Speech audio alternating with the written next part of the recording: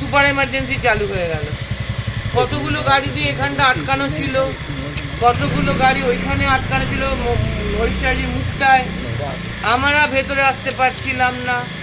কত সিআরপিএফ এসে লুটমাট করছিল, কত মহিলা পুলিশ এসেছিল, কত সিভিল, সবই তো আপনারা দেখেছেন যারা ছিলেন রাতে।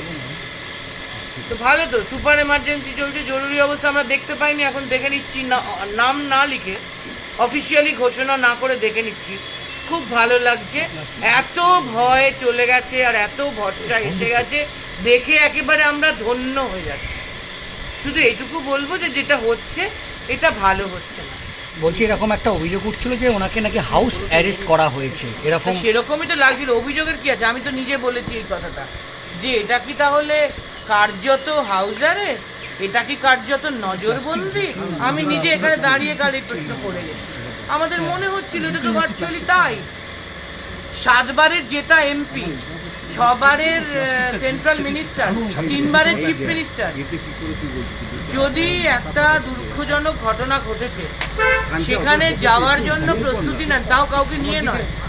ওনার না পুলিশ আছে, না পিএসও আছে, না জেড প্লাস আছে, না সেন্ট্রাল প্রশাসন, না কিচ্ছু নেই।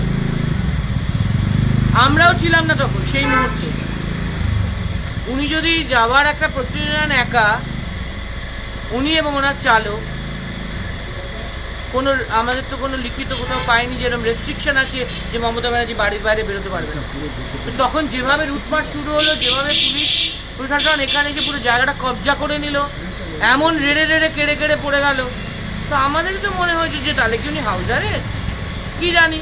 যেমন সুপার এমার্জেন্সি লেখা নেই কোথাও, কিন্তু ভার্চুয়ালি আমাদের সুপার এমার্জেন্সি মনে হচ্ছে, এমার্জেন্সিরও ওপর, জরুরি অবস্থারও ওপরে কিছু। ওনারটাও তাই মনে হচ্ছিল, তাহলে কি ওনাকে ওরা হাউস অ্যারেস্ট করছে, ওনাকে নজরবন্দি করছে। আমাদের মনে হয়েছে ভাই, কি করব। আজকে গেলে কি আপনারা সঙ্গে যাবে? আবার তো বলছি, এরকম কোনো আলোচনা এখনো হয়নি। এখন মুশকিল, আমাদের থেকে মিডিয়া বেশি খবর রাখেন আর সেটাই আমাদের ওপর চাপিয়ে দেন। কি করব বলুন, মার্জনা पुलिस मुतैन है दीदी, क्या बोलेंगे? एक सवाल हिंदी में और क्या बोलेंगे।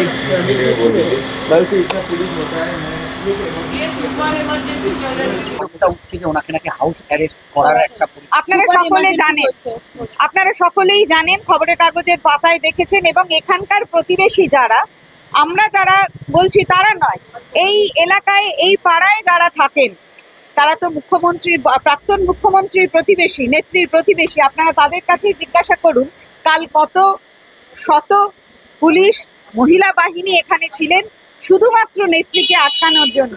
কারণ নেত্রী প্রতিবাদী আন্দোলনের মুখ, তিনি যদি পথে নামেন জনগণ তার সাথে আছে, জনগণ তার সাথে থাকবে। পিছনে ছিল, আজও আছে, আগামী দিনেও থাকবে। কারণ নেত্রী চুপ করে থাকার মানুষ নন, তিনি আন্দোলন করবেন, অন্যায়ের বিরুদ্ধে প্রতিবাদ করবেন। মানে প্রতিবাদে এটা বলতে পারি যে ওনাকে গৃহবন্দী করা হয়েছিল কালকে, একদম স্পষ্টই অভিযোগ আপনি করবেন। সাধারণ মানুষ বলবে যে ওনাকে গৃহবন্দী করা হয়েছিল কিনা। আমি নেত্রীর সাথে আছি, আমার কথা না শুনে আপনি জনগণকে জিজ্ঞাসা করুন। আপনারা যারা মিডিয়া তারা জানেন, এবং সংবাদপত্রের মাধ্যমে ছবি এসেছে মমতা বন্দ্যোপাধ্যায়ের বাড়ির সামনে কত শত বাহিনী ছিল।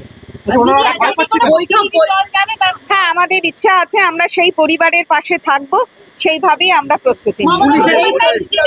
সেটা আমি বলতে পারবো না, সেটা আমি বলতে পারবো, ইচ্ছা আছে, ইচ্ছা আছে, সেটা আমি বলতে পারবো না। না, আমি আগেই বলেছি তো, যারা থাকবেন আমি আছি। আমার বলতে পারি বিমানবাবু হয়তো থাকবেন, সুভাষিস দা হয়তো থাকবেন, দোলা সেন হয়তো থাকবেন। কিন্তু আজকে সকাল থেকে এখানে কোনো পুলিশ নেই, কোনো একটাও পুলিশ আমরা দেখতে পাচ্ছি না। আপনি বলুন না, আপনি বলুন তাহলে ওরা মমতা বন্দ্যোপাধ্যায়কে কত ভয় পেয়েছে। এখানে পুলিশ নেই, রাস্তায় পুলিশ থাকতে পারে, স্পটে থাকতে পারে, কোথায় আমাদের আটকানো হবে, আমাদের কণ্ঠ রোধ করার চেষ্টা করা হবে, আমাদের গতিবিধিকে রোধ করার চেষ্টা হবে, সেটা তো আমি এখানে দাঁড়িয়ে বলতে পারবো না। এত ভয় পাচ্ছে কেন? এত ভয় পাচ্ছে কেন তাদেরই জিজ্ঞাসা করুন না, এত ভয় পাচ্ছে কেন, কেন এত ভয় পাচ্ছে মমতা বন্দ্যোপাধ্যায়কে? তিনি তো ক্ষমতায় নেই, তিনি তো একজন সাধারণ আপনাদেরই মতো একজন নাগরিক হিসাবেই জীবনযাপন করছেন, তাহলে তাকে কেন এত ভয় পাচ্ছে? প্রতিবাদী একটা অভিযোগ বিজেপির তরফ থেকে করা হচ্ছে, তারা যখন বিরোধী দলে ছিলেন যে তাদেরকেও নাকি এইভাবে আটকানো হয়েছে, তাহলে স্পষ্ট অভিযোগ আসছে পার্টির। তাদের যদি এই অভিযোগ থাকে তাহলে তাদেরই উত্তর দেওয়া উচিত। যা যদি মনে করে তৃণমূল কংগ্রেস তাই করেছিল, তাহলে তারা কেন ক্ষমতায় এসে তাই করছে? তৃণমূল কংগ্রেস তো সরকারে নেই, তৃণমূল কংগ্রেস তো আপনাদের কথায় ক্ষমতা হারিয়ে ফেলেছে। তাহলে জনগণ জানে তৃণমূল কংগ্রেস সরকারে নেই, তাহলে তৃণমূল কংগ্রেসের যদি সব হারিয়ে থাকে, তাহলে তৃণমূল কংগ্রেসের একটাই নেত্রী মমতা বন্দ্যোপাধ্যায়, তাকে কেন অত ভয় পাচ্ছে? दीदी कल আরো ভালো ভালো খবর দেখতে সাবস্ক্রাইব করুন বাংলা হান্টের ইউটিউব চ্যানেল। বাংলা হান্টের আরো খবর দেখতে নজর রাখুন। বাংলা খবর মানেই বাংলা হান্ট।